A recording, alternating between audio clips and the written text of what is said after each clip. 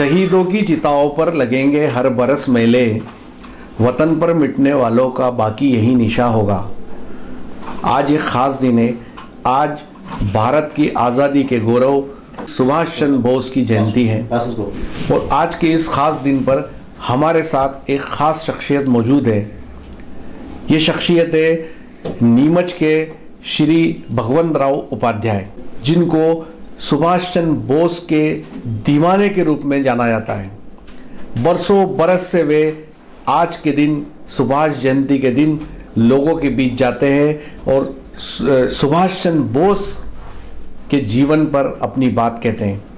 ऐसी शख्सियत जो सुभाष चंद्र बोस की दीवानी हो, वो हमारे साथ मौजूद हैं। आइए उनके संस्मरण सुनते हैं, क्योंकि उनके जीवन की ख़ास बात यह है कि सुभाष चंद्र बोस ने जिस आज़ाद हिंद फौज की नींव रखी थी, उसमें जो जनरल भोंसले थे, उनके संपर्क में श्री भगवंत राव उपाध्याय रहे। नीमच उनको जानता है और वो कैसी शख्सियत है। आपका स्वागत है। आप जनरल भोंसले के साथ आप रहे और उनको देखा सुना, जो आज़ाद हिंद फौज के कमांडर थे। क्या संस्मरण है आपके? वीरों की अगर कदर नहीं की, शहीदों की पूजा नहीं की, तो आज़ादी ढलते हुई सांझ हो जाएगी। सच वीरता उस दिन बांझ हो जाएगी। ये तरह सुभाष चंद्र बोस हिंदुस्तान के, अपने देश के सबसे महान क्रांतिकारियों में से एक थे। उन्होंने आज़ाद फौज की स्थापना की और जनरल भोंसले, शाहनवाज, ढिल्लन साहब और हिंदुस्तान की पहली महिला बनी थी कर्नल लक्ष्मी सहगल। हमेशा हम लोग ट्रेनिंग के अंदर गए थे और अलवर सीरस का देहरादून, इसके अंदर जनरल भोंसले साहब chief of the army staff Azad Hind Fauj के थे। उन्होंने राष्ट्रीय अनुशासन, नेशनल डिसिप्लिन रिसर्च की स्थापना की थी। उसके अंदर मध्य प्रदेश से मेरा भी चयन हुआ था। हमको जो देखने को, सुनने को उनको मुँह से मिला, रोंगटे खड़े हो जाते हैं। खून, जैसे सुभाष चंद्र बोस ने कहा था, तुम मुझे खून दो, मैं तुमको आज़ादी दूंगा। और तमाम बातें जापान से लेकर मध्य प्रदेश तक, हिंदुस्तान की पूरी चप्पा चप्पा की बातें जब बताई, और देश के लिए क्या करना है, हमें कहाँ गुलदस्ते लगाना है, फूलों को, शहीदों को मज़ारों पर डालना है या माला चढ़ाना है, ये हमको उन्होंने नहीं सिखाया। उन्होंने कहा कि वीरों की कदर करते रहो, शहीदों की पूजा करते रहो और मज़ारों के ऊपर चिराग जलाते रहो, देश आज़ाद रहेगा। अगर आज़ादी का दिवस 15 अगस्त 26 जनवरी रहे तो आपका दशहरा, दिवाली, होली भी बहुत अच्छी रहेगी।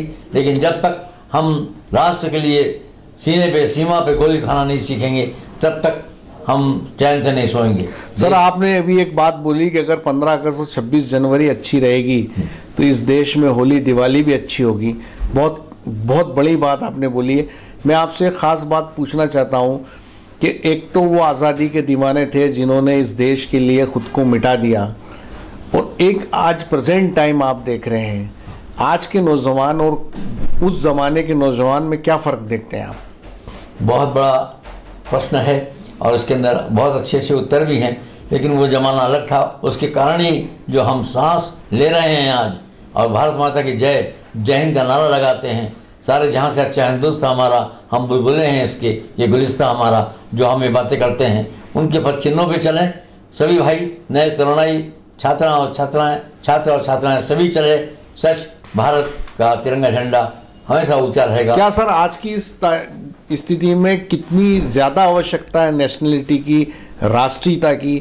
क्या मानते हैं आप? इस समय राष्ट्र के अंदर राष्ट्रीयता की भावना होना बहुत ज़रूरी है, और इन बातों को याद करेंगे अगर, तो हमको भी लोग याद करेंगे। लेकिन इसको भुला दिया हमने तो हम चैन से सो नहीं पाएंगे। सर, दूसरी खास बात यह है कि सर, आज़ादी के आंदोलन में और भी कई दीवाने रहे, कई शहीद रहे, लेकिन हम लोगों ने देखा कि आपका जो दीवानगी है वो सुभाष चंद्र बोस के लिए है। क्या कारण है उसका? क्या हुआ कि आज़ाद हिंद फौज के लोगों ने जो विभाग हमारे लिए खोला था, वो लोग सभी थे उसके अंदर। कर्नल लक्ष्मी, हिंदुस्तान की पहली महिला कर्नल लक्ष्मी सहगल थी, जनरल भोंसले साहब थे, शाहनवाज साहब थे, ढिल्लन साहब थे।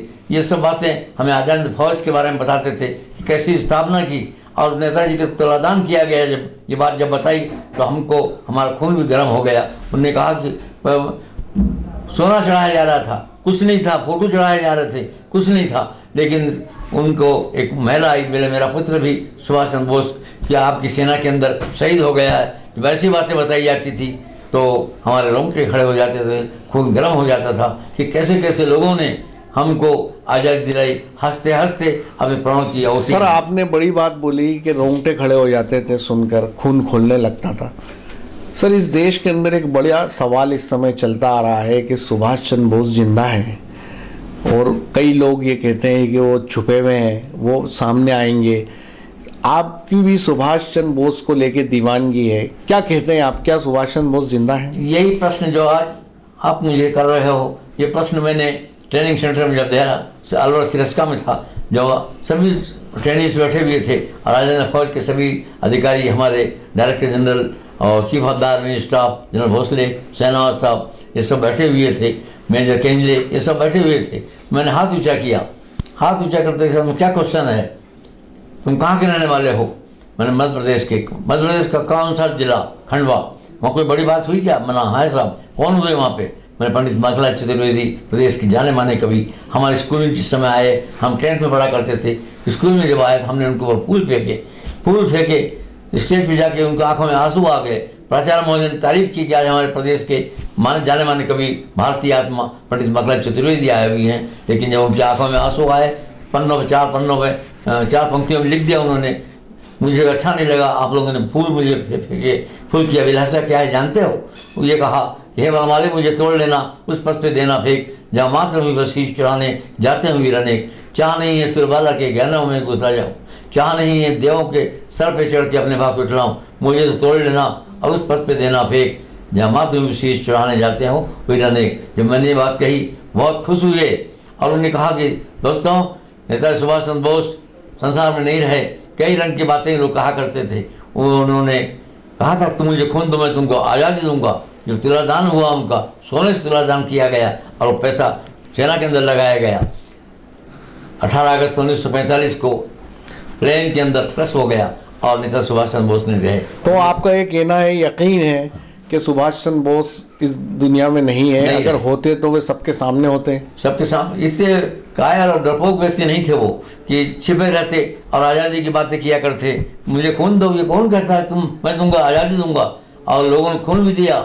महिला, हिंदुस्तान की पहले कर्नल लक्ष्मण महिला, अभी 3 साल हुई उनको मृत्यु को, वो लोग भी फौज में थे। जब ये प्रश्न उन्होंने किया तो इतने खुश हुए, कंधे पे हाथ, सिर पे हाथ रखा उन्होंने, तुमने बहुत अच्छा, कौन सी प्लेटून में हो? मैंने 3 में हो। कंपनी? मैंने महाराणा। चलो अच्छा है, अच्छा क्वेश्चन किया। सुभाष चंद्र बोस का खून इतना पतला नहीं था कि आज़ाद भारत में कारगिल माफिक छिपे रहते। नेताजी नहीं रहे। बहुत बड़ी बात श्री भगवंत उपाध्याय जी ने कही है, और उन्होंने साफ तौर पर कहा है कि जिस वीर ने इस देश में नारा दिया कि तुम मुझे खून दो, मैं तुम्हें आज़ादी दूंगा, इतने डरपोक और कायर कभी नहीं हो सकते थे कि वो आज़ाद भारत के अंदर छुप के रहते। उनका ये कहना है साफ तौर पर कि ये सारी बातें किंवदंती है, सुभाष चंद्र बोस नहीं रहे। मेरे सहयोगी दीपक खताविया के साथ मुस्तफ़ा हुसैन, नीमच।